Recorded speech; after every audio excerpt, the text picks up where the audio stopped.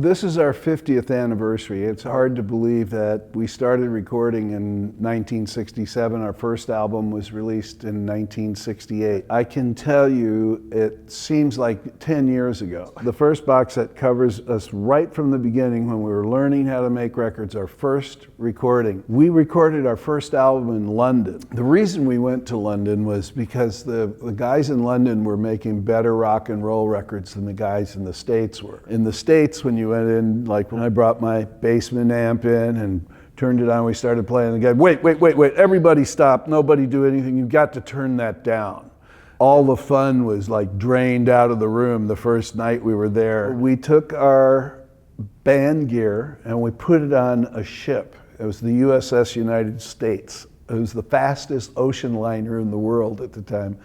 The problem was it was in January. So we crossed the Atlantic in January. We had a B3 organ, all our amps, everything, you know, and everybody got totally seasick. We were just sick as dogs for 5 days when we got to London. But we went over to Olympic Studios and we met Glenn Johns. He was our engineer. And Glenn had just finished recording The Who and the Rolling Stones. And there was a guy named Dick Swettenham there who was like experimenting with the console. And it was like, why don't you turn that amp up a little louder, you know? So everything was good, and that's how we started.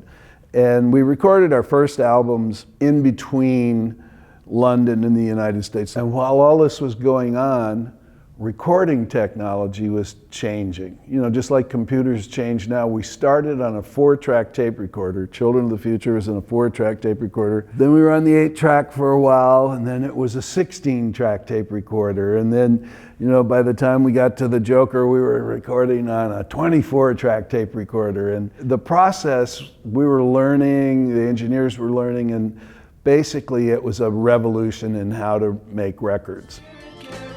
I want to fly like an eagle till I'm free.